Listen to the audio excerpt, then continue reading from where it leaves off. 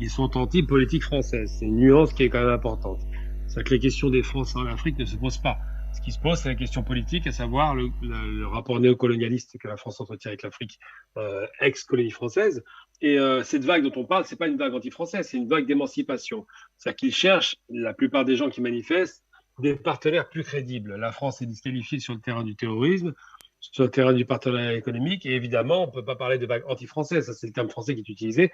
Moi, je dirais plutôt une vague souverainiste qui consiste à dire qu'ils cherchent des partenaires un peu plus solides, comme la Russie, la Chine, l'Inde, et d'autres pays qui se trouvent plutôt à l'Est, et qui ne sont pas les anciennes puissances coloniales, mais plutôt les pays qui ont été colonisés, et qui connaissent parfaitement la problématique du sous-développement, parce qu'ils sont partis aussi de bases de pays sous-développés, particulièrement l'Asie, où ils ont réussi à passer la transition du sous-développement au développement et à la réussite économique. Donc quand on parle de vague anti-française, c'est le sentiment que finalement, les populations seraient un peu psychologiquement attaquées, qu'elles n'auraient aucune raison d'en vouloir à l'institution France, et je parle bien d'institution, et que finalement, quand elles se manifestent contre la présence visible de la France, donc militaire français simplement, on parle bien de militaire, eh bien, elles ont un problème avec ça. Et ce problème se pose simplement, c'est que, et j'en veux pour une remarque toute simple, je veux dire, si en Afrique du Nord, par exemple, moi je suis d'origine algérienne, on avait des militaires français qui se baladaient à Alger, on n'apprécierait pas vraiment la présence de ces militaires. Et il y aurait effectivement une vague de mécontentement de cette politique impérialiste française. Donc la question est de savoir qu'est-ce que font les Français en Afrique, ils n'ont rien à y faire, tout simplement. Je parle des militaires. Est-ce qu'ils ont proposé une réalité en développement, en co-développement ou partage de richesses? Non, ça n'a pas été proposé. Et aujourd'hui, s'il y a un mécontentement, qui est un mécontentement et non pas une vague anti-française, il est orienté en direction des politiques français qui se comportent mal depuis des années, depuis 60 ans pour être précis. Donc moi, je pense que cette vague qui est en train de monter, qui n'est pas une vague anti-française, mais qui est une vague souverainiste, indépendantiste qui dit nous reprenons les rênes de notre destin et nous choisissons nos partenaires. Ils peuvent être brésiliens aussi, d'ailleurs, c'est pas nécessairement des gens de l'Est, hein, mais nous choisissons les partenaires ou intra-africains qui collaborent entre eux et pour revenir à des bases fondamentales qu'on avait vues. Alors là, on parle du Burkina Faso aussi bien qu'on a en représentant du Burkina. Thomas Sankara a été exécuté, assassiné, parce que François Mitterrand n'a pas aimé le fait qu'il ait relevé la tête devant lui, qu'il lui ait dit nous sommes indépendants, nous sommes des hommes libres, des hommes fiers, nous sommes le pays des hommes intègres. Effectivement, il était intègre, et nous allons produire localement nos propres richesses et nous allons plus dépendre de votre ferraille. Et il avait raison là-dessus. Donc la question de savoir est-ce que c'est une vague anti-française, non, il faut nuancer le propos. C'est une vague anti-impérialisme français, et nous, on a géré, par exemple, on n'a pas combattu la France, on a combattu le colonialisme. Eh bien, l'Afrique doit combattre le néocolonialisme. C'est pas une question de peuple et de combattre des populations françaises. Ça n'intéresse personne, parce que c'est pas vrai. Les populations françaises se fichent complètement de ce qui se passe en Afrique. Par contre, ceux qui dirigent les pays occidentaux, eux savent très bien ce qu'ils font parce qu'ils sont intéressés. Donc, il faut jamais se tromper. C'est pas une vague anti-française, c'est une vague anti-impérialisme ou néocolonialisme français. Là, c'est plus précis. Et ces populations qui manifestent ont très bien compris que cet impérialisme, ce néocolonialisme n'apporte absolument pas de bien aux populations. Et ils préfèrent choisir des gens qui n'ont pas été des impérialistes pour pouvoir travailler en collaboration avec bonne intelligence. Tout cela, évidemment, est réfléchi. Tout cela n'est pas des réactions épidermiques. Ce ne sont pas des imbéciles qui manifestent. On n'a pas des fous. On a des gens qui comprennent très bien les tenants et aboutissants de la présence néocoloniale d'une armée française en Afrique.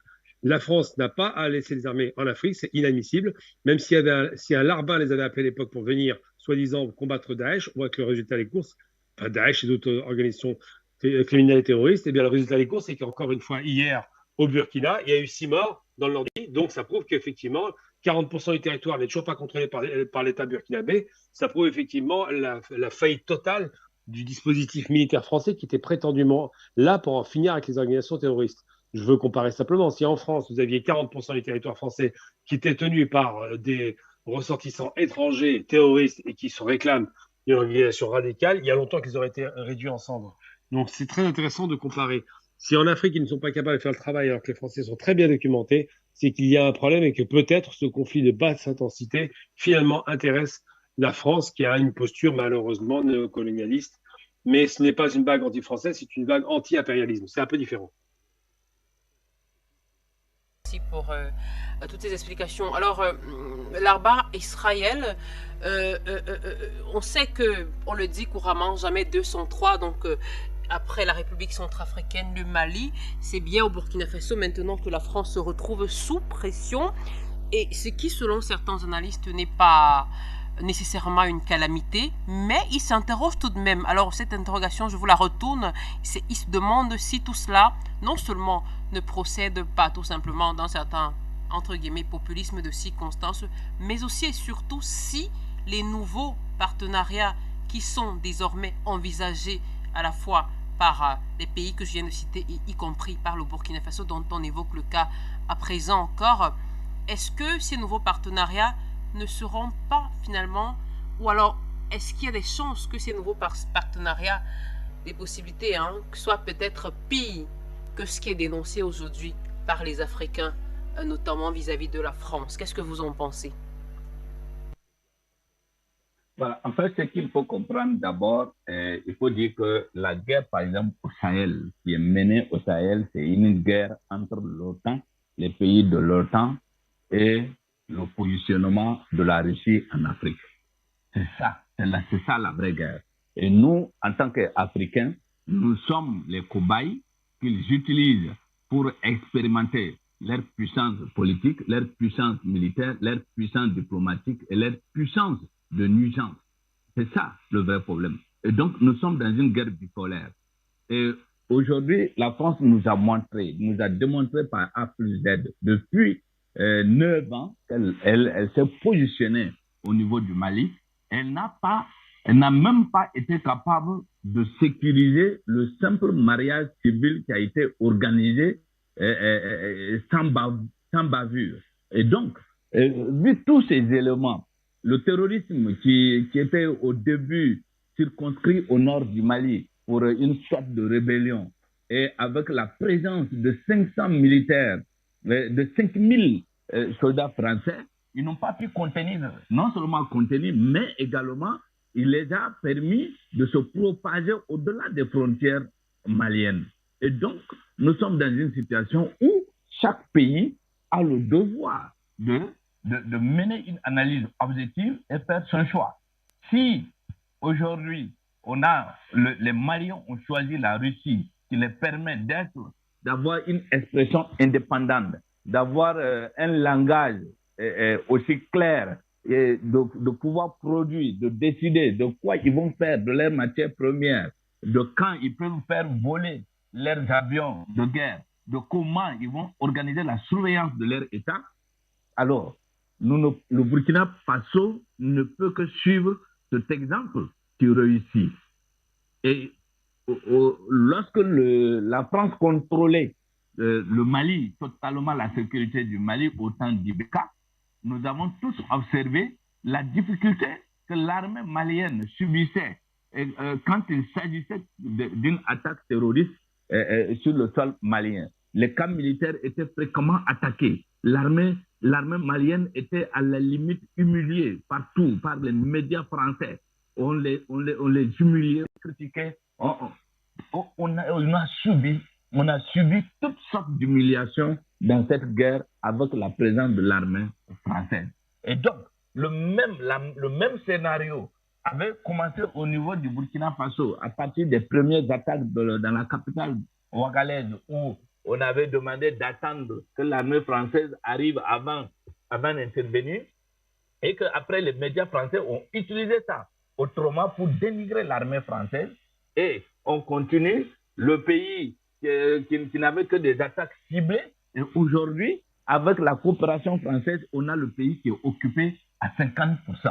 Et donc, pour tout dirigeant qui a accès encore à son cerveau, la simple chose, c'est de dire, mais attendez là, on ne peut pas continuer avec un partenaire qui ne nous permet pas non seulement de nous affirmer, mais également dont sa présence amène à perdre totalement le territoire national. À ce rythme-là, il faut se faire un choix. C'est une guerre bipolaire et le Burkina aujourd'hui, et je pense, et je le soutiens, que le Burkina a choisi son temps, et nous allons, à ce moment-là, nous allons avoir nos propres politiques, nos propres stratégies de lutte contre le terrorisme, nos propres politiques de développement économique et de développement socio-économique, mais également notre propre calendrier d'organisation de nos élections et de développer, de transformer nos matières premières. Donc, le choix, ce n'est pas du populisme, c'est un vent qui souffle, je dirais, qui s'ouvre sur l'Afrique, et personne ne peut arrêter ce vent-là. Et celui qui tentera de l'arrêter sera emporté. Le président qui est venu avant, le président Ibrahim Ibé, Ibrahim Traoré, le capitaine Traoré, a subi le même sort. À un moment donné, il a voulu faire des jeux doux à la France. L'ambassade, le même ambassadeur est passé dans tous les ministères au Burkina ici, avec tous les médias possibles pour signer des accords dans chaque ministère pour avoir le contrôle des ministères. Mais on ne pouvait pas continuer à ce rythme-là. Et donc, si aujourd'hui, nos dirigeants, le jeune capitaine Ibrahim Traoré, arrive à s'affirmer, à dire non, ça suffit, il faut que nous assumons, peu importe ce qui va nous arriver. Et je pense que ce n'est pas du populisme, mais c'est l'issue pour le peuple burkinabé. Israël. Alors, Benza, tout à l'heure, vous disiez que, d'une certaine façon, tout à l'heure, vous félicitiez le gouvernement burkinabé pour cette, on va dire, cette mesure ou cette série de mesures qui sont en train d'être prises ces dernières semaines, ces derniers mois. Il faut également rappeler que le chef du gouvernement burkinabé, on s'en souvient, avait, devant les membres de l'Assemblée nationale de transition, avait annoncé que le Burkina Faso se passerait désormais de l'appui des troupes françaises dans la lutte contre le terrorisme, puis s'en suivi justement la suspension de la diffusion des programmes, notamment de RFI, et puis, vous le savez, l'expulsion de 2 citoyens français accusés d'espionnage. Alors, avec tout cela, Benza, est-ce que vous pensez finalement qu'entre la France et le Burkina Faso, on est en train de s'acheminer vers un chemin, je dirais, de non-retour concernant les relations diplomatiques entre ces 2 pays? Oui, moi je pense que ça doit faire comme au Mali. Parce que si vraiment le Burkina Faso veut se libérer et reprendre le contrôle de son pays dans la lutte contre le terrorisme et surtout de ses richesses, il faut couper les ponts presque à 95% avec la France. Vous venez de le rappeler, il y a eu aussi l'expulsion de 2 espions de la DGSE français au Burkina Faso, en plus de la demande de l'ambassadeur de France là-bas. Vous savez, pour moi, au Burkina Faso, la France n'est pas la solution. Elle est le problème. C'est la France qui est le problème au Burkina Faso. On ne peut pas libérer le Burkina Faso si on laisse nos propres ennemis, ceux qui sont responsables de nos malheurs, dans la maison.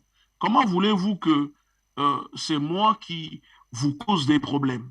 Vous voulez vous débarrasser de ces problèmes, mais vous allez me laisser dans votre maison en espérant vous débarrasser de ces problèmes. IB a très bien compris et je pense qu'il ne veut pas refaire les mêmes erreurs que ses prédécesseurs qui sont Damiba, Roch Kaboré, etc. Parce que n'oublions pas quand même que le Burkina Faso, le camarade Gamal l'a rappelé, c'est Thomas Sankara a été tué par Mitterrand pour préserver le système gaulliste au Burkina Faso, mais que surtout la France a fait, comment dire, exfiltrer Blaise Compaoré vers Abidjan pour service rendu à la nation française. Donc, moi, j'estime encore que le peuple burkinabé est encore très patient d'accueillir des ambassadeurs français sur leur territoire, d'accepter les centres culturels français sur leur territoire ou même de laisser l'ambassade française au Burkina Faso. Parce qu'il y a d'autres pays où on a vu les histoires où on ne veut plus du tout. Le Rwanda n'a pas hésité à fermer le centre culturel de la France à Kigali et couper les ponts avec Paris et que c'est maintenant que Paris fait la danse du ventre pour séduire Kigali. Donc, à un moment, si les pays africains comme le Burkina Faso veut se libérer et contrôler totalement sa politique, la situation sécuritaire du pays, oui, il faut, comment dire, expulser tous ces diplomates français qui ne respectent pas, comment dire, la dignité du peuple burkinabé, qui veulent faire de l'ingérence dans la politique intérieure au Burkina Faso.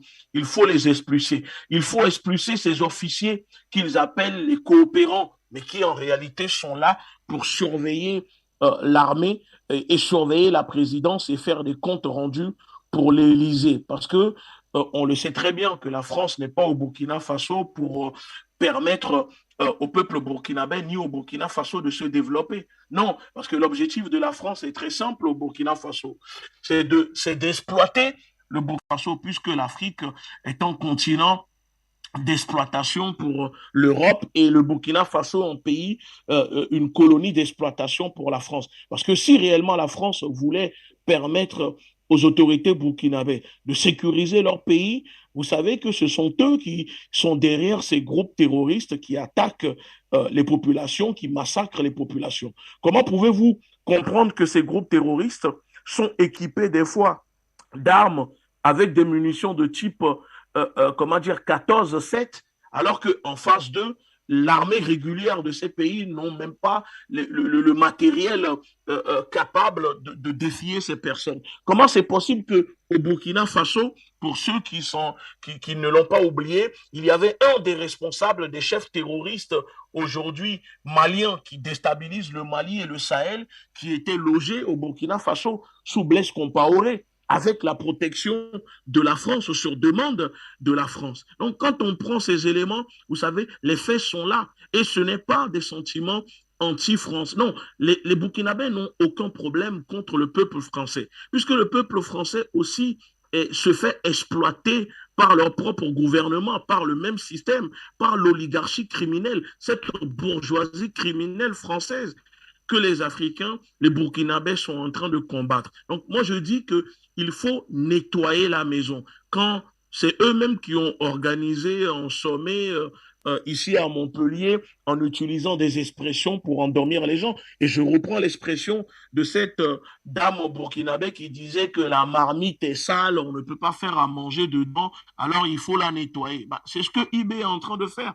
La marmite est sale, donc IB est en train de nettoyer cette marmite et tout ce qui se trouve dedans, qui n'est pas bon, qui n'est pas comestible, qui peut nuire au corps, à la santé du peuple burkinabé, il faut le virer, il faut l'expulser et le mettre dans les égouts. Et donc, les personnes comme Luc Alade sont des personnes qui doivent finir dans la poubelle politique de l'histoire au Burkina Faso. Et pour cela, il faut même aller plus loin. Vous savez, moi je dirais que le Burkina Faso doit même rompre ses accords, hein, les coopérations qui lient le Burkina Faso avec la France sur le plan monétaire, financier, financière et aussi militaire. Parce que tant que la France aura une coopération militaire avec le Burkina Faso, elle va continuer à s'en gérer dans la politique intérieure du Burkina Faso. Parce que si la France peut se permettre d'aller, par exemple, à l'ONU pour faire voter une résolution,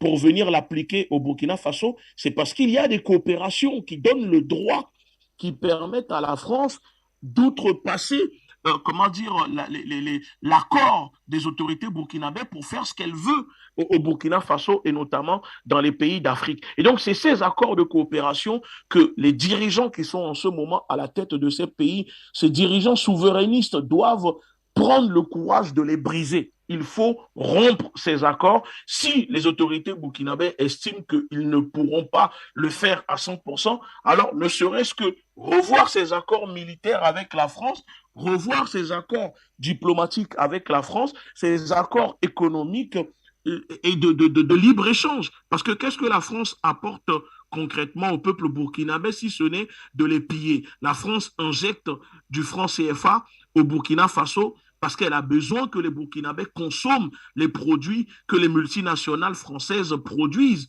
et que le Burkina Faso importe au Burkina. C'est tout, c'est juste pour cela que la France débloque soi-disant des aides aux États africains parce qu'elle a besoin que les Africains consomment les produits de ces multinationales. Donc si demain au Burkina Faso, on commence à privilégier les produits, comment dire, locaux, comme en Éthiopie, par exemple, où il y a des secteurs économiques de la grande distribution alimentaire réservés seulement au peuple éthiopien. Ben, il faut faire la même chose, c'est-à-dire une protection souverainiste de nos économies où on dit que tel secteur ne peut pas être entre les mains des multinationales françaises ni de la France. Il n'y a que comme ça que on va changer les choses. Mais déjà, c'est un pas qu'il faut saluer. Et moi, je dis aux Burkinabés, faites attention parce que l'ennemi n'est pas loin, l'ennemi rôde toujours. Donc, il faut être unis derrière IB. L'intérêt du peuple burkinabé doit passer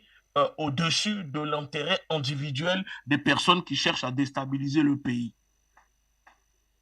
Pour toutes ces explications, cette analyse, Benzin. Alors, Gamal Abina, qu'est-ce que vous pensez justement de ces analystes qui, eux, pensent que ce bras de fer, entre guillemets, entre la France et le Burkina Faso, mieux entre le Burkina Faso et la France ces derniers temps, est comme ostentatoire et stérile parce qu'ils estiment que tout cela se produit sur fond de souverainisme douteux selon eux. Donc pour eux c'est un souverainisme qui est à interroger, d'autant plus que le nationalisme qu'on observe ces derniers temps, notamment en République centrafricaine, au Mali et même au Burkina Faso, est pro-Kremlin et donc est suspect d'une certaine façon puisque l'Afrique, et vous le dites souvent, a besoin d'une réelle indépendance et d'une réelle liberté. Déjà, je n'utilise pas le terme nationaliste, il me dérange parce qu'on peut le confondre avec le nationalisme raciste occidental. Ça n'a rien à voir. C'est du patriotisme. Ce sont des gens qui aiment leur patrie. Le nationalisme d'émancipation a existé en Afrique pour libérer les peuples. C'est vrai, on parlait d'État-nation pour se débarrasser du colon. Mais après, c'est du patriotisme qui a pris le relais. Il n'y a pas cette idée nationaliste raciste qu'on observe en Occident, où lorsqu'on est nationaliste, on n'aime pas les étrangers. La question ne se pose même pas en Afrique. Il y a beaucoup de ressortissants étrangers qui ne subissent pas le nationalisme, parce que c'est du patriotisme de bonne loi qui est sain et qui doit être développé pour garantir la sécurité des pays. Après, de critiquer ce patriotisme donc de ces pays qui se veulent à nouveau indépendants et souverains depuis 60 ans, où ils se sont fait quand même un petit peu voler souvent avec des coups d'État en cascade pour en finir avec les hommes libres, cette question ne se pose pas. Ceux qui disent qu'il y a une question d'un nationalisme, j'utilise leur terme à dessein, qui serait pro-Kremlin, en substance c'est ça, pro-Kremlin, pro-chinois, donc anti-occidental, ne se trompe que d'un terme. Effectivement, les États africains aujourd'hui ont compris qu'ils ont été les dindons de la farce depuis 60 ans, alors que l'Asie est plus développée parce qu'elle était beaucoup plus éloignée du centre de domination occidentale, et donc ils n'ont pas bénéficié de ce développement parce qu'on a tout fait pour que ça n'arrive pas. Non pas qu'ils ne soient pas capables de le faire, les cadres existent en Afrique, c'est pas difficile, on a tous le même cerveau, mais l'objectif était de faire en sorte que l'Afrique reste une grande réserve, un grand marché à ciel ouvert pour vendre des produits manufacturés en Occident. Donc ce qui les dérange, c'est une question d'argent, pas seulement une question politique. Et ce qui se passe, c'est qu'aujourd'hui, ils sont en train de dire, oui, ils sont en train de se tourner vers Moscou parce qu'ils sont anti-occidentaux. Non, ils se tournent vers Moscou par rapport à la sécurité parce qu'ils ont compris que l'Occident ne leur apportait que du mal et pas du bien. Ça se saurait si un seul pays occidental avait développé un pays africain. Ça n'est pas le cas. Ils font tout pour les ralentir parce qu'il y a une organisation qui est mise en place. Et donc, quand on va dire que ce nationalisme ou ce patriotisme, c'est comme ça que je l'appelle, pose problème à l'Occident, ils ont raison, ça pose problème parce qu'effectivement, le vent tourne. Parce qu'aujourd'hui, il y a des partenaires nouveaux qui sont revenus enfin là, au devant de la scène. Les Chinois se sont réveillés depuis 20 ans, ils sont très très forts en investissement avec l'Afrique. Les Russes sont sortis de leur torpeur, ils sont restés très très longtemps un petit peu endormis parce qu'ils pensaient pouvoir faire la paix avec l'Occident, ils ont bien vu que ce n'était pas possible. Mais surtout, la possibilité de pouvoir développer les partenariats avec des pays qui ne veulent plus entendre parler de ce néocolonialisme. Le suprémacisme occidental aujourd'hui, il n'est pas tellement racial, puisque bon, la question de la race est réglée. Ils ne sont pas supérieurs, ils le savent parfaitement. Ils s'inscrivent surtout dans une démarche de domination économique. Ils ne veulent pas voir l'émergence de puissances africaines, quelles qu'elles soient, qu'elles soient du nord, sud, est, ouest. On voit bien que l'Éthiopie, ils ont essayé de les déstabiliser, alors que c'est un pays qui était extrêmement stable et qui se développe. Ils ne veulent surtout pas les voir émerger parce que ça devient des concurrents de fait. C'est-à-dire que l'Occident, qui dominait pendant 400 ans par la puissance industrielle et militaire, aujourd'hui se pose des questions de savoir est-ce qu'ils pourront encore dominer. Mais quand il y a un concurrent sérieux en face d'eux avec des produits de meilleure qualité, effectivement, ils ont un problème avec ça. Donc je dis simplement qu'il ne faut pas confondre nationalisme et patriotisme. C'est deux concepts un peu différents. Et que quel qu'en soit le concept au demeurant, de toute façon, c'est du souverainisme. Ils ont droit et ils doivent ne plus accepter la présence de militaires étrangers. Ils n'ont rien à faire en Afrique. C'est quand même ahurissant de voir ça. Ils doivent être capables de se défendre par eux-mêmes parce que ce n'est pas les imbéciles et que les hommes sont braves et combattants. Si on leur laisse les possibilités, évidemment, d'avoir des armes à part égale, qu'ils aient des armes de même qualité que ce qu'il y a en face, ce qui n'a jamais été le cas jusqu'à présent, ça commence à arriver avec les Russes, évidemment. Et puis surtout, ils n'ont pas à devoir subir le diktat des Français ou des Américains. Je viens d'apprendre, par exemple, que les États-Unis, hier, ont refusé l'accord économique qui était en vogue, enfin l'accord à minima, il n'y a pas grand-chose, de produits burkinabés, c'est-à-dire qu'ils commencent à sanctionner le Burkina Faso. Et moi, je me posais la question de savoir comment ces gens peuvent s'autoriser à sanctionner un pays africain, quel qu'il soit, alors qu'ils ne sanctionnent pas une dictature qui est arrivée en Égypte, hein, par le militaire, hein, c'est le même principe. Celle-là, par contre, elle est reçue parce que ce sont des alliés, qui n'ont pas critiqué le fait qu'en Belgique, il n'y ait pas eu d'État pendant un an sans gouvernement. Ça a posé problème à personne. Qu'au Liban, c'est pareil, ça pose pas de problème, semble-t-il, mais par contre, qu'il faudrait qu'il y ait des États inféodés à la tête des États africains. Eh bien, la question est très simple, elle n'est pas compliquée à comprendre, c'est qu'aujourd'hui, il y a eu le Mali qui s'est débarrassé effectivement de la présence des militaires français de façon définitive et radicale, que le Burkina lui emboîte le pas, tout comme c'était le cas en Centrafrique, et que je pense que beaucoup l'effet domino, je parlais depuis longtemps, cet effet domino est en train de reprendre corps, et que lorsque cet effet domino va intervenir, eh bien, les partenaires africains choisiront enfin des partenaires crédibles et les mettront en concurrence. Il faut comprendre que le rapport de force, c'est de savoir qu'on a le choix de son partenaire et qu'on le met en concurrence avec d'autres. Et si les autres sont meilleurs que ses partenaires historiques, eh bien, il faut le foutre dehors, tout simplement. Donc, je pense que la question qui se pose aujourd'hui, c'est de savoir est-ce que oui ou non, les populations ont raison de manifester. Ben oui, les peuples en général ont raison. Est-ce qu'ils ont compris? Ben, ils ont parfaitement compris parce que les Africains sont très politisés, contrairement aux peuples européens qui sont de moins en moins politisés. Mais surtout, est-ce qu'ils ont compris que leur intérêt, c'est de choisir leur partenaire? Ben, ils l'ont compris aussi. Donc, la question du patriotisme et du souverainisme africain n'est pas à discuter, n'est pas à interroger. Ce même patriotisme qui existe en Occident ne mériterait-il pas d'exister en Afrique? Ben, s'il le mérite, parce que ça permet d'avoir une cohésion sociale, une cohésion nationale et la protection des intérêts de la nation. Analyse, merci. L'arba Israël, alors, si on comprend bien... Voilà, on me signale que l'arba n'est pas là pour l'instant. Je vous pose cette question à vous, Ngouti Benzin. Alors, si on comprend bien, d'après les analyses qui sont faites ça et là, on vous a écouté tout à l'heure lorsque vous preniez la parole la deuxième fois, et Gamal d'ailleurs aussi, on comprend bien que l'Afrique doit désormais, au travers de ce qui se passe notamment, que l'Afrique doit désormais exiger qu'on la respecte. Mais est-ce que, quelque part, on ne doit pas aussi sensibiliser sur le fait que cette exigence doit davantage s'incarner plutôt dans une prise de conscience authentique, c'est-à-dire une jeunesse africaine formée, en bonne santé, une gestion plutôt rigoureuse et responsable de nos ressources, c'est-à-dire que le travail à faire est aussi, mais aussi et surtout interne, Benzin. Oui, oui, effectivement, vous savez, quand on achète un terrain et qu'on veut construire sa maison, on nettoie l'intérieur de la maison, mais on nettoie également l'extérieur. On ne peut pas rendre propre sa maison en nettoyant seulement l'intérieur si l'extérieur tout autour il y a des mauvaises herbes. Donc il faut s'en débarrasser aussi. Il faut que le peuple africain, notamment au Burkina Faso, les populations puissent aussi faire un travail comment dire, sur eux-mêmes. Il faut former le peuple à ce que j'appelle le civisme aussi. Parce que, vous savez, quand il y a des problèmes de détournement de fonds publics, par exemple, ou quand les gens ne veulent pas travailler, mais prennent l'argent du pays alors que c'est destiné à développer le pays, c'est juste un problème de gouvernance. Et il faut le dire aussi qu'il y a ce problème de malgouvernance, malheureusement, dans nos pays qui posent ces problèmes-là et on doit aussi les régler. Donc, oui, pour que le Burkina Faso puisse couper ses liens et rompre les coopérations qui désavantagent le Burkina, mais il faut aussi faire un nettoyage au cœur du système des personnes qui, par exemple, empêchent le pays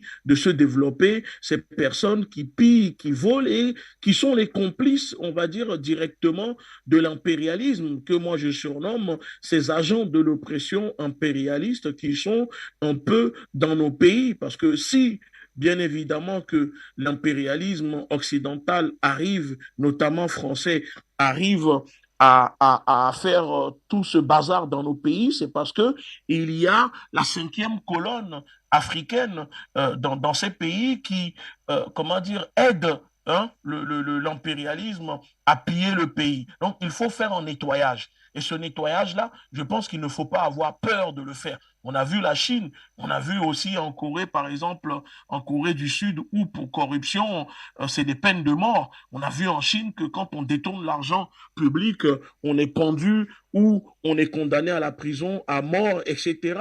À un moment, il faut que nos chefs d'État qui arrivent avec une posture souverainiste puissent prendre, comment dire, des décisions fortes, hein, et les assumer. Même si il y a quelques tempêtes qui secouent le bateau, il faut aller au bout parce que les générations futures diront merci quand les retombées de ces efforts-là seront là, ils diront merci. Donc, au Burkina Faso, il y a beaucoup de choses à changer à l'intérieur du pays, tout en combattant aussi l'ennemi extérieur qui attaque le pays. Moi, je pense que on peut faire les deux. Le Mali nous démontre que c'est possible.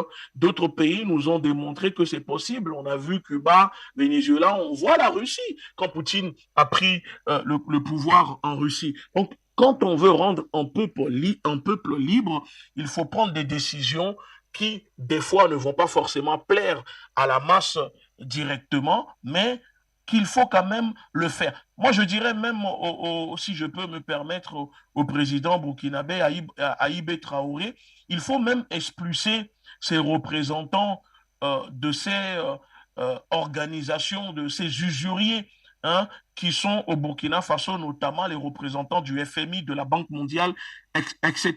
Ce sont eux les vrais problèmes. Ces personnes qui travaillent directement et qui imposent un agenda, hein, politique, économique, culturelle dans les pays parce que le FMI prête de l'argent au Burkina Faso, la Banque mondiale, etc. Il faut mettre fin à cela. Tant que nos pays vont continuer à vivre avec l'argent de la Banque mondiale, du FMI, bah, nos pays seront toujours dominés par les usuriers qui seront là pour faire mainmise sur nos richesses. Parce que pour bien gérer nos richesses, il faut les contrôler nous-mêmes. Sauf que nous sommes au courant que quand le FMI prête de l'argent, hein, ce qu'ils appellent prêter de l'argent, par exemple, au Burkina Faso, ils ne le font pas gratuitement. Il y a une feuille de route que l'État burkinabé doit suivre. Et donc, cette feuille de route-là désavantage le peuple burkinabé. Ce ne sont pas les Burkinabés qui profitent de cela. D'ailleurs, il faut voir ce qu'ils ont mis en place au Burkina Faso aussi, et notamment dans le reste des pays africains, qui s'appelle le PASS, le programme, comment dire, action structurelle. Vous le voyez depuis les années 80 que le FMI est venu mettre en place ce programme dans les pays en Afrique. Regardez l'état de nos pays. L'Afrique a régressé, les pays régressent. Alors que quand vous prenez l'économie dans les pays en Afrique entre les années 50, 60 jusqu'à l'arrivée de ce programme, les choses allaient quand même mieux. Et on l'a vu partout dans le monde qu'à chaque fois que les usuriers du FMI, de la Banque mondiale, sont venus prêter de l'argent, ont pris possession du pays, le pays ne se libère pas. Au contraire, le peuple subit. Il y a une privatisation et tout en désordre qui arrive dans le pays. Parce que ce terrorisme-là qui se passe au Burkina Faso, c'est du terrorisme managé directement.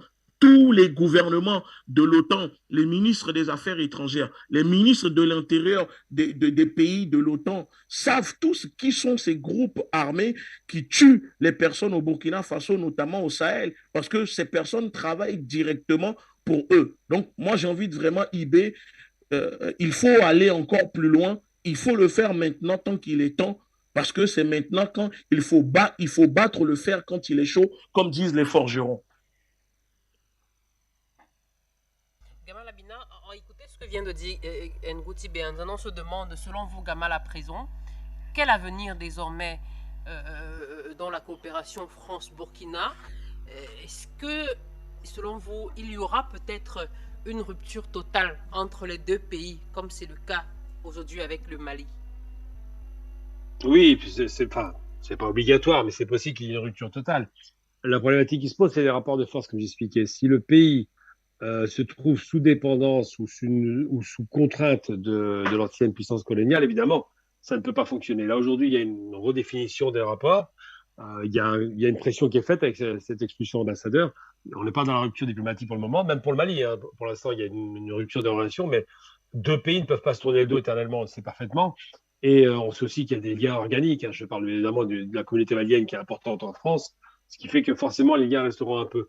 Mais ce qui est certain, c'est que nous sommes dans un virage qui est en train d'être négocié, un virage qui est assez costaud d'ailleurs.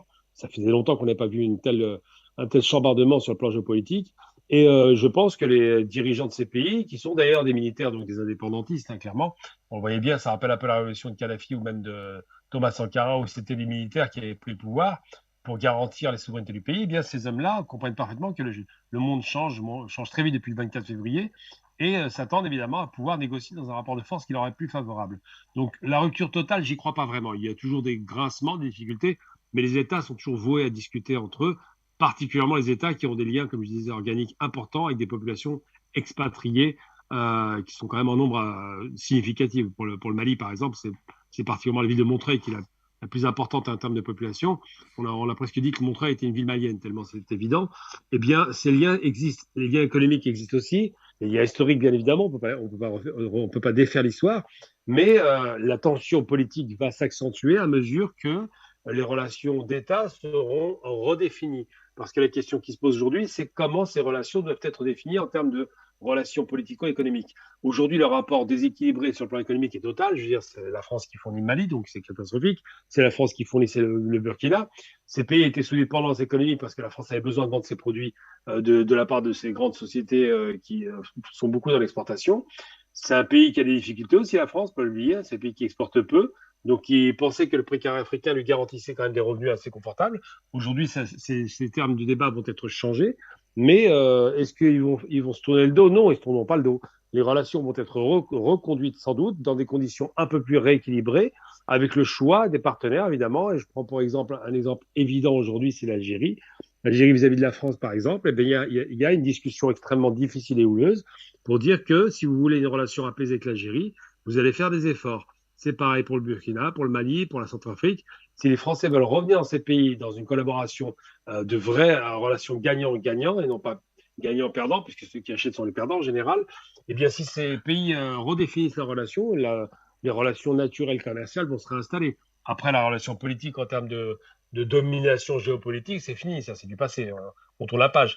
Il est plus possible de penser que les Maliens, les Burkinabés ou d'autres pays africains qui vont suivre le pas, puisque ça va faire l'effet de contagion évident, et bien que ces pays-là se disent, attendez, les Français ont fait semblant de nous aider pendant des années, le terrorisme s'est installé, ils n'ont pas fait grand-chose, et à l'arrivée, on va les remercier. Non, on ne remercie pas ceux qui n'ont pas de résultats. Donc les résultats sont extrêmement peu probants. C'est la raison pour laquelle je pense qu'effectivement, la relation va être redéfinie, non pas coupée totalement. Ça peut arriver des ruptures de relations diplomatiques, mais ça finit par revenir pour des raisons que je vous ai expliquées. Et en revanche, la relation politique de dominant-dominé va disparaître. La relation économique devrait se rééquilibrer si la France veut revenir dans le giron malien. Et je prends un exemple très concret. On prend l'exemple, par exemple, du Rwanda. Le Rwanda a tellement tourné le doigt à la France. Maintenant, les Français tapent à la porte en quasiment en supplication pour revenir au Rwanda. Parce que le Rwanda, ou les Belges d'ailleurs en demeurant, le monde francophone, s'est tellement mal comporté que Paul Kagame a décidé de rejoindre, et c'est pas rien, c'est un symbole très fort, de rejoindre l'alliance du Commonwealth, l'alliance économique du Commonwealth, qui garantit, semble-t-il, des résultats de développement économique beaucoup plus importants que jamais l'aurait garanti la France, qui n'a pas de système de partage de richesses ou de Commonwealth, de biens communs entre elle et puis les anciennes colonies. Donc c'est vrai que si la France veut revenir et ne pas perdre totalement de sa crédibilité en termes d'influence, ne serait-ce que pour le français, on ne peut pas complètement couper parce que la langue nationale de ces pays, c'est le français. Donc ça en dit long. Eh bien, si la France veut revenir en catimini dans ces pays-là, il va falloir qu'elle revoie sa position, qu'elle revoie sa copie, qu'elle abandonne totalement cette espèce d'influence politique sur ces pays et surtout qu'elle redéfinisse sa relation économique avec ces pays pour faire en sorte que la relation soit beaucoup plus équilibrée et beaucoup moins favorable aux entreprises françaises qui passent leur temps à vendre de leur ferraille en Afrique. Toutes ces explications. Alors, Ngouti Benzan, tout à l'heure, à l'entente de l'émission, je disais que cette demande de remplacement de l'ambassadeur de France au Burkina Faso, Luc Allet, intervient quelques jours seulement après que la coordinatrice résidente des Nations Unies au Burkina Faso, Barbara Mansi, a été déclarée persona non grata. C'était le 23 décembre dernier. Qu'est-ce que vous en pensez, Benzan? Moi, mais je pense que c'est pour moi la chose qu'il faut faire. Je viens de le rappeler on doit remettre une liste de personnes non grata au chef de l'État et il faut expulser ces personnes qui font de l'ingérence directement dans le pays. Je pense qu'il faut aussi expulser le représentant de l'Union européenne au Burkina Faso, le déclarer personne non grata. Mais vous savez, et si même ces personnes-là, imaginons le cas de l'ambassadeur, s'il ne veut pas quitter l'ambassade, je dirais au chef de l'État de déployer une petite comité de militaires autour de l'ambassade, de couper l'électricité, couper l'eau, et ensuite les choses sont réglées. Au Venezuela, le camarade Maduro le fait, et pourtant il est toujours vivant, et on voit que la France, Macron n'a pas hésité récemment à lui lécher les bottes, etc., et c'est raté. Donc, vous savez, il faut un moment que nos dirigeants prennent leurs responsabilités. Quand le peuple est là pour les appuyer, il ne faut pas que la peur s'empare d'eux. Non, et on voit que chez le capitaine Ibé, que voilà, il n'a pas l'air de d'être inquiété, d'être dans la peur. On voit quelqu'un de très serein, de très posé, de très calme, qui maîtrise son sujet, qui maîtrise ce qu'il fait. Et donc, l'expulsion de cette représentante de l'ONU au Burkina Faso est une bonne chose. Et je vais même dire au peuple burkinabé, il faut même expulser les responsables du programme, soi-disant, qui font des essais cliniques, hein, qui déversent des moustiques transgéniques fabriqués en laboratoire. Ces personnes qui travaillent pour la fondation Bill Gates, parce que vous savez, on ne parle pas beaucoup de cela, mais au Burkina Faso, le Burkina Faso est le laboratoire, hein, expérimental de toutes ces choses-là qu'on déverse sur le peuple africain. Au Burkina Faso, on lâche des millions de moustiques développés en laboratoire sur le peuple burkinabé, soi-disant pour lutter contre le paludisme. Qui sait réellement ce que contient ces moustiques-là? Donc, voici des gens comme ça qui sont là, soi-disant pour aider les Burkinabés, mais en réalité qui sont contre les Burkinabés. Et il faut les expulser, suspendre ces programmes autorisés sous les autres présidents pour revoir un peu la situation du pays, savoir qui rentre dans le pays, qui sort dans le pays, verrouiller la communication, c'est-à-dire que demain, un média avec un journaliste ne peut pas débarquer au Burkina Faso comme ça, sans autorisation, se mettre à filmer n'importe quoi et aller le diffuser en Europe pour parler mal des autorités burkinabées. Parce qu'en France, c'est la même chose, on ne peut pas venir filmer comme ça et faire ce qu'on veut. Il faut mettre de l'ordre, il faut mettre la discipline. Et donc, pour moi, l'expulsion de ces personnes, de l'ambassadeur, et j'espère que d'autres personnes à venir représentent la discipline, la rigueur que veut imposer Ibé Traoré à la tête du pays. Pour cette explication.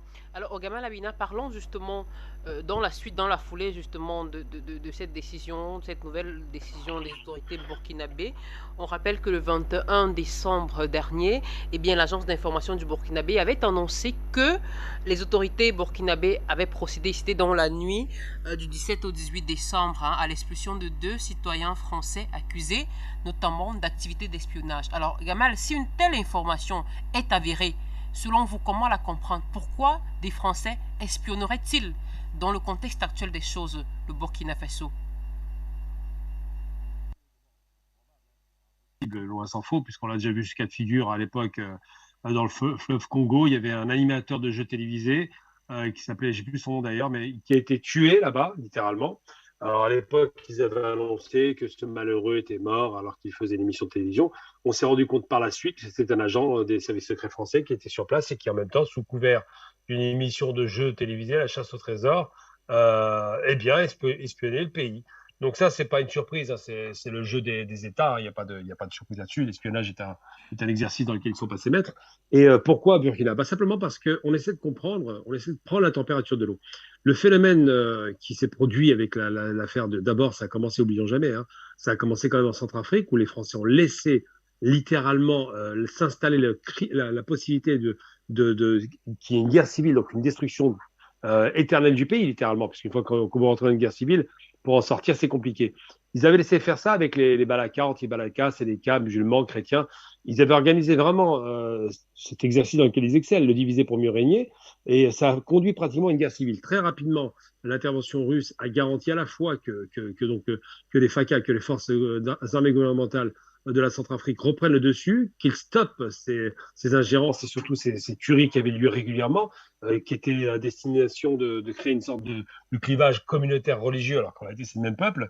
Ils ont stoppé cela et ça a été très bénéfique au pays. En moins de 6 mois, ils ont ramené la paix civile et reconquis 90% du territoire, ce qui n'est pas rien pour un pays de territoire aussi immense, parce qu'on ne se rend pas compte des échelles, mais enfin, quand tu vois les Centrafrique, c'est considérable. la plupart des pays africains sont quand même quasiment des pays qui dépassent toutes les superficies des pays européens de l'Occident.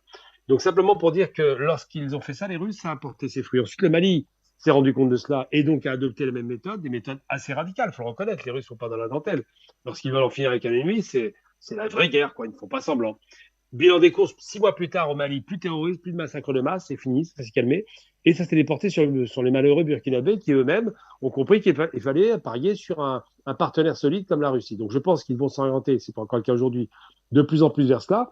Et donc ce qui pose problème aux Français, c'est que pourquoi ils espionnent, ils veulent savoir, ils veulent comprendre ce qui se passe au sein des populations civiles. Est-ce que réellement les drapeaux russes qu'on voit un peu partout sont réellement spontanés ou est-ce que c'est le fait de la propagande russe qui, du jour au lendemain, leur a donné les drapeaux pour leur dire dégagez-nous la France. Donc ils veulent le comprendre. Alors c'est très surprenant parce qu'ils ont quand même une petite idée de l'insatisfaction des populations. Rappelons-nous tout de même que le convoi militaire français qui a traversé 3 pays africains a quand même tiré dans les populations civiles qui refusaient le passage de ces convois, donc simplement parce qu'ils ne peuvent plus y aller par les voies aériennes. Rappelons-nous tout de même aussi que lorsque la France arrive quelque part, en règle générale, ça ne se passe pas très bien. On se souvient du Liban, par exemple, avec le Drakkar, où ils ont quand même fait sauter un immeuble où il y avait des soldats français.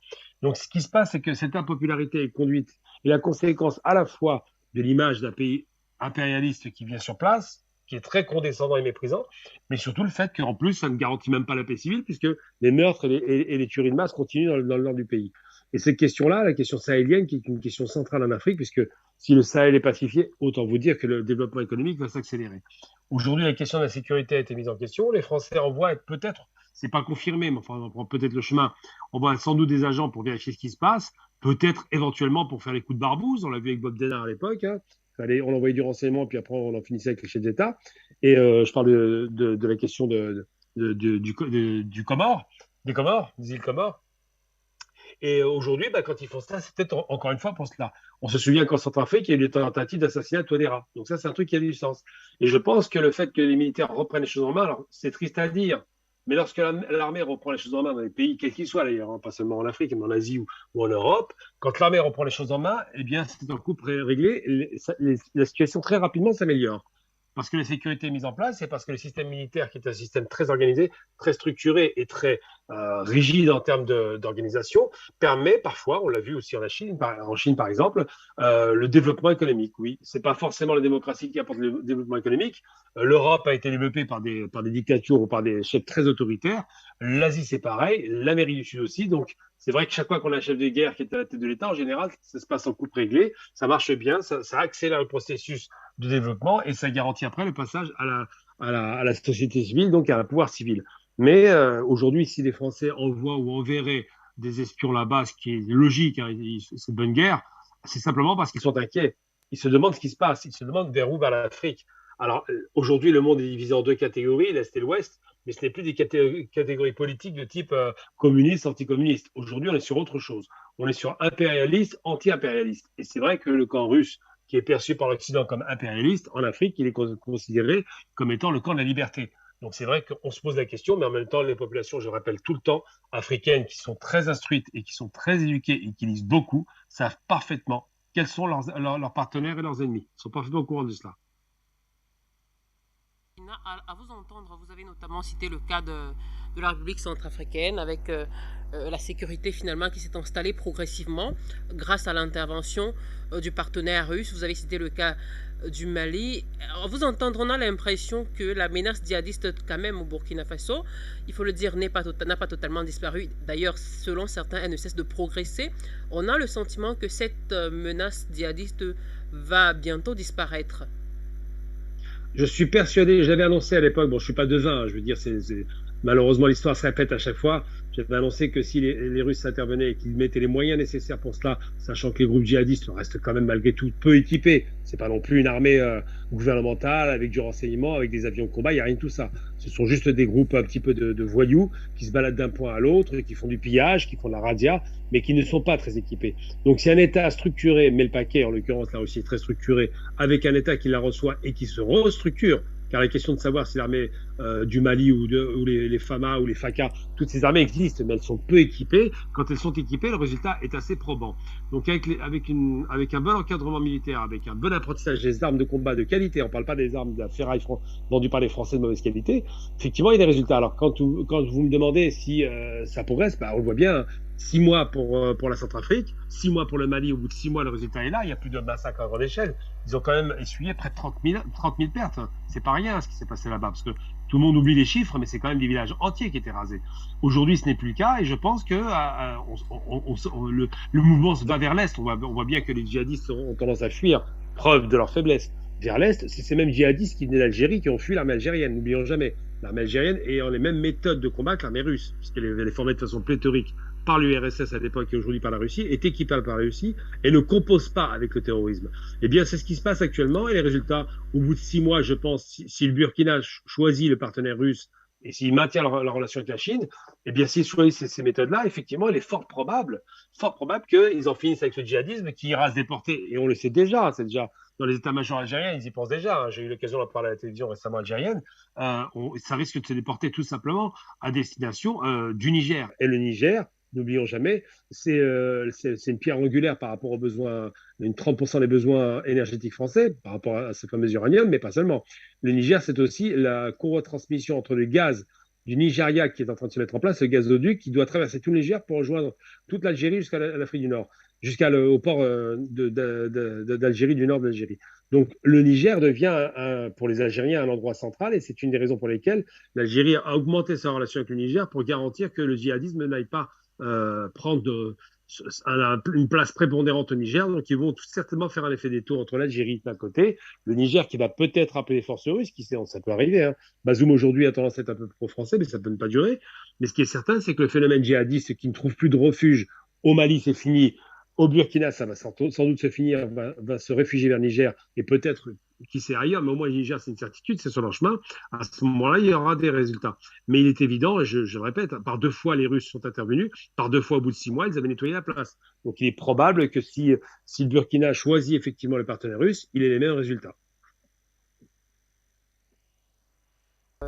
Ces explications. Alors, puisqu'on tend vers la fin de l'émission, Benza Ngouti, alors pour la France, on voit bien que les choses ne s'arrangent guère sur le terrain africain en tout cas. Jadis en terrain conquis, donc l'ancienne puissance coloniale, perdons finalement de plus en plus pied sur le continent africain. Selon vous, est-ce qu'il y a, au regard de la géopolitique internationale, bien sûr, un prochain pays, je veux dire, on a parlé de la République centrafricaine, du Mali, du Burkina Faso, et dans le contexte actuel de la géopolitique mondiale et de la tendance géopolitique, est-ce que, justement, dans cette mouvance de la souveraineté assumée, est-ce que d'autres pays africains pourraient suivre les pas du Burkina Faso, par exemple? Oui, moi je pense que pour 2023, d'autres pays vont suivre le pas du Burkina Faso et notamment en ce moment, nous sommes en train de travailler cela. J'espère que pour le prochain pays qui va suivre les pas du Burkina Faso, du Mali, de la Centrafrique, j'espère que ça sera le Togo. Parce que, vous savez, il faut vraiment reconstruire la région. Et donc, on ne peut pas malheureusement libérer le Burkina Faso, libérer le Mali, ces pays qui veulent se libérer si tout autour d'eux, il y a des pays hostiles utilisés par l'impérialisme pour les déstabiliser. Ce qui se passe par exemple en Ukraine avec la Russie, c'est le cas. C'est parce que la Russie est une puissance qu'elle refuse qu'on utilise un pays pour l'encercler, pour essayer de la dominer. Mais nous, malheureusement, nos pays ne sont pas souverains, ils ne possèdent pas d'armée. Donc, si le Burkina se libère et que au Togo, le Togo n'est pas libéré, vous imaginez bien que le même bordel reviendra, passera par le Togo pour retourner au Burkina Faso. C'est pour ça que je dis que quand on nettoie sa maison, il faut aussi nettoyer l'extérieur pour être sûr que la merde ne reviendra pas à l'intérieur de sa maison. Donc, il faut continuer à sensibiliser comme nous le faisions en assurant, comment dire, la vérité pour que les choses se propagent et on espère prochainement que ça sera le Togo et que si ce n'est pas le Togo, au moins peut-être le Niger parce que, voilà, vu comment la situation, la géopolitique en ce moment se déroule dans ces pays et à la vitesse à laquelle les choses changent, on peut espérer que le Togo, le Niger et peut-être la Côte d'Ivoire, hein, qu'il y aura des surprises très prochainement. Être le Togo ou même le Niger, comme vous le dites. Mais on a bien compris, d'après les analyses qui ont été faites ça et là, surtout depuis le récent sommet, vous l'avez suivi de près aussi comme nous, le récent sommet États-Unis-Afrique, on a bien compris finalement que l'Afrique est réellement devenue un enjeu géopolitique majeur. Dans ce contexte, finalement, est-ce qu'à un niveau, il n'y aurait pas peut-être l'impérieuse nécessité pour les pays africains je veux dire, de s'associer, de se réunir, d'être ensemble justement dans cette lutte géopolitique, un peu comme le font les autres. Parce que là, les pays africains ont été invités chacun à ce sommet, par exemple, États-Unis-Afrique. Certains ont été exclus, vous le savez. Est-ce que finalement, il ne doit pas y avoir une solidarité africaine justement en ce qui concerne la souveraineté, bien sûr? Oui, effectivement, je suis d'accord avec vous, cher journaliste. C'est pour cela que je dis que, par exemple, on a vu que le Mali vient de se libérer. On voit ce qui se passe en Guinée. On voit ce qui se passe au Burkina Faso. En attendant que les autres pays puissent emboîter le pas. Pourquoi là, ces dirigeants ne peuvent pas se mettre ensemble, dépêcher des personnes qui sont, comment dire, qualifiées dans les domaines et monter peut-être une organisation sous-régionale capable d'aller défier, d'aller concurrencer les organismes corrompus comme la CEDEAO, l'Union africaine, CEMAC, etc. Parce que, vous savez, moi je dis qu'on ne peut pas libérer l'Afrique tout seul. Non, là, nous ne sommes plus dans une lutte où on doit libérer seulement le Mali, le Burkina, etc., mais libérer le continent africain. Donc, en attendant que les autres puissent rejoindre, il faut commencer quelque part. Alors, pourquoi jusqu'à présent ces dirigeants ne se réunissent pas ensemble pour lancer, par exemple, des travaux pour essayer de mettre en place une organisation entre eux, ne serait-ce qu'une organisation de libre-échange, comment dire, économique, de circulation des biens, etc., faire tomber ces frontières, créer un espace entre eux où comment dire, les habitants, les populations peuvent circuler, échanger leurs biens, etc. Il n'y a que comme ça qu'on va y arriver, mais tant qu'on va continuer à dire qu'on veut se libérer tout en maintenant nos frontières face à nos voisins qui eux aussi se libèrent, etc. Le problème, il est là. Donc, je pense qu'à un moment, il faut faire tomber les murs et repartir à zéro en créant de vraies organisations, hein, et ils peuvent le commencer à 2, à 3, à 4. Pas besoin de 10 000 personnes. L'autre soir, sur votre chaîne, le professeur Agbeou a expliqué pour battre une monnaie, comment il faut faire. Par exemple, ces pays, le Mali, le Burkina, la Guinée, etc., peuvent là décider de lancer un projet d'une monnaie commune, par exemple. Et ensuite, les autres peut-être pourront rejoindre parce qu'ils ont les ressources nécessaires capables d'aller voilà, mettre en place une banque, une monnaie, etc. Ce n'est pas ça qui manque. On peut le faire. Maintenant, c'est une question de volonté et peut-être de timing. Une dernière question sur ce sujet, puisqu'on parle justement de cette décision, de cette récente décision des autorités burkinabées qui ont demandé le remplacement de l'ambassadeur de France au Burkina Faso, Luc Alad, et les autres décisions qui ont été prises ces dernières semaines, ces derniers mois. Et dans ce contexte de souveraineté réclamée, soutenue, ou alors assumée, Gamal Abina, selon vous, quel est l'avenir de l'Afrique concrètement, très concrètement? Quel est l'avenir de l'Afrique dans un monde multipolaire en perspective? Alors, déjà, bonne chose, il faut se rappeler, parce que je vais quand même reprendre un petit peu la question que vous m'avez posée. L'ambassadeur, il y a une demande de remplacement, pas de fermeture. Donc, c'est important de le souligner, c'est que cet homme pose problème. Je ne le connais pas bien, donc là, je ne vais pas revenir sur ce qu'a dit Béhanzin, parce qu'il en a dit beaucoup plus et il le connaît beaucoup mieux que moi. Il n'en demeure pas moins que, effectivement, c'est une demande de remplacement. On n'est pas dans la rupture totale. Par contre, la question que vous me posez, c'est quel serait l'avenir de l'Afrique? Je vais rebondir à nouveau sur ce qu'a dit Berzin par rapport à la question de l'ouverture des frontières. Je pense que l'ouverture des frontières, c'est encore, pour des questions sécuritaires, encore un peu près, peut-être très, peut-être trop tôt. Je dirais qu'il faut prendre un peu le temps d'organiser les choses. En revanche, comme l'Europe l'a fait d'ailleurs très sur le tard, Schengen, c'est arrivé très très tard. En revanche, l'intégration économique est nécessaire, il a raison. L'intégration économique par la souveraineté monétaire. Or, je l'ai dit plusieurs fois, je le répète à nouveau, je le répéterai à satiété s'il le faut, il faut que l'Afrique soit, comme Kadhafi l'avait proposé à l'époque, crée sa propre monnaie qu'on pourrait appeler Africa. Africa, c'est un nom qui ne vient pas d'Europe, hein, ça vient de chez nous. Donc c'est un nom qu'on peut parfaitement utiliser comme monnaie unitaire parce que les ressources de sous-jacent monétaire, donc ce qui permet d'appuyer la valeur d'une monnaie, existent en Afrique. Ce sont les matières premières de vie, matières premières, matières minières, pétrolières, gazières. Enfin, on a tout ce qu'il faut pour donner une valeur réelle, une valeur intrinsèque à la monnaie. Et par rapport à ça, effectivement, si on obtient une souveraineté monétaire, donc virer le franc CFA, le mot franc CFA pose problème. Il n'a rien à faire en Afrique. Là, je suis catégorique là-dessus. Il faut virer cette monnaie de singe qui a un vulgaire papier imprimé en France et créer sa propre monnaie. Ça, c'est effectivement une chose qui est nécessaire pour la souveraineté. Deuxième aspect, quel est l'avenir de l'Afrique? Eh bien, une fois que vous avez une souveraineté monétaire, que vous avez une souveraineté économique, que vous choisissez vous-même, que vous cotez vous-même vos matières premières, c'est-à-dire qu'on n'impose pas le prix de l'extérieur, comme c'est actuellement le cas à Chicago, Londres, New York ou la City, enfin, c'est plus possible de voir que les prix des matières premières soient imposés par l'étranger alors que c'est pas eux qui produisent. Une fois que vous garantissez ça, ce qu'avait fait d'ailleurs en son temps Houphouët-Boigny, il a tenté d'imposer le prix du cacao. Ça lui a coûté cher parce qu'il était seul. Aujourd'hui, si plusieurs pays se coalisent pour imposer le prix des matières premières, comme ce sera le cas pour le gaz, par exemple, c'est en train de se mettre en place, eh bien, à ce moment-là, on aura une souveraineté. Et l'avenir de l'Afrique. Alors, l'Afrique, c'est quoi? C'est pas une Afrique, c'est un continent immense, le plus grand continent de la Terre, le plus riche de la Terre, le plus jeune de la Terre, le plus ouvert sur la Terre, puisqu'on a accès aux océans et aux mers de toutes parts. Eh bien, l'Afrique peut devenir un continent central. Il suffit d'un tout petit développement économique pour avoir un décollage vertical, puisqu'on a une moyenne de croissance de 5% par an, ce qui n'est pas rien.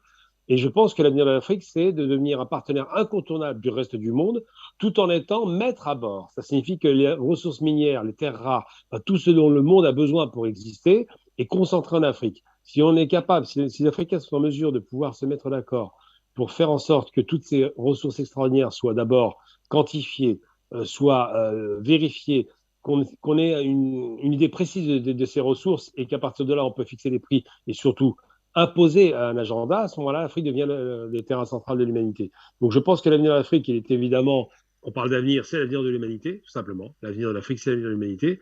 Et que si l'humanité ne veut faire sans l'Afrique, eh bien, elle va s'effondrer. Et si l'Afrique n'est pas capable de gérer sa propre puissance par rapport au reste de l'humanité, elle s'effondrera aussi. Donc l'interconnexion est possible. Des pays comme la Russie, la Chine, l'Inde, ou l'Iran, ou d'autres pays arabes d'ailleurs en l'occurrence, peuvent montrer des relations saines avec l'Afrique pour développer ces pays-là, pour développer ces richesses, pour faire en sorte qu'il y ait une autonomie et qu'il y ait une indépendance totale économique. Et une fois que vous avez l'indépendance économique, eh bien, vous réussissez tout. J'en veux pour preuve l'euro. L'euro, cette monnaie, ben, les Américains n'y croyaient pas, mais elle est quand même arrivée finalement, au bout d'un long processus difficile et torturé. Eh bien, l'euro a protégé l'Europe depuis sa naissance, pendant plus de 20 ans. Donc, ça en dit long sur la souveraineté d'un pays. Ça commence d'abord par la souveraineté monétaire, ensuite la souveraineté évidemment sécuritaire, être capable de produire ses propres armements, être capable de former ses propres armées, et puis surtout la souveraineté culturelle. Il faut revenir à la culture africaine. Il faut sortir de ces langues qui sont empruntées à l'Occident, parce que le seul pays d'Afrique aujourd'hui, à part les pays arabes, qui parle sa propre langue, c'est l'Éthiopie. C'est très triste. Il faut quand même revenir à des fondamentaux. Les Africains ont des langues, il faut qu'elles soient enseignées, qu'elles soient codifiées, qu'elles soient parlées, écrites et lues. Donc tous ces éléments-là sont constitutifs d'une puissance retrouvée. Et je pense que l'Afrique est, évidemment, pour répondre à votre question de façon définitive, l'avenir de l'humanité. Beaucoup, Gamal Abina, merci pour toutes ces explications. Alors, très rapidement, pour sortir Berzin, un dernier mot peut-être. Hein, vous avez peut-être un dernier mot à dire pour sortir de l'émission, pour la conclure en tout cas. Oui. Oui, j'aimerais juste dire au peuple burkinabé d'être unis, rester serein, ne paniquez pas, et la libération de votre pays est entre vos mains. Mais surtout, n'oubliez pas vos martyrs. Et parmi vos martyrs, il y a un qui est très célèbre qui s'appelle la Dioro. J'avais fait une sortie en révélant le rôle joué par l'ambassade de France au Burkina Faso, notamment de Luc Alad, dans l'assassinat de ce que je qualifie d'assassinat de l'ambassadeur français de la Dioro au Burkina Faso. Donc c'est très important de ne pas oublier que l'ambassadeur de France au Burkina Faso a participé à la localisation ou géolocalisation de la Dioro pour ensuite permettre à ce qu'ils appellent les terroristes de le tuer parce qu'ils l'ont fait pour fragiliser Roch Kaboré qui est devenu un élève très, comment dire, impopulaire pour eux, étant donné que la Dioro était très proche de Roch Kaboré. Ils savaient très bien que la mort de la Dioro allait fragiliser le pouvoir de ce monsieur. Donc, tout ça là aujourd'hui, je dis, c'est terminé, c'est fini. Il faut qu'il plie bagage et qu'il retourne en France se reposer un peu. C'est tout. À vous, Ngouti Benza, merci. Hein, à vous également, Larba, Israël, Gamal Abina, merci infiniment. Je vous remercie tous les trois, chers messieurs. Merci d'avoir participé avec nous à cette édition d'appel sur le continent, sur la télévision panafricaine. C'est avec le même plaisir que je vous retrouverai dans les prochaines éditions. Mesdames, messieurs, merci à vous de nous avoir suivis de bout en bout. Merci pour votre bien aimable fidélité. Merci à la grande équipe technique de ce soir. Merci également à la rédaction. Au revoir.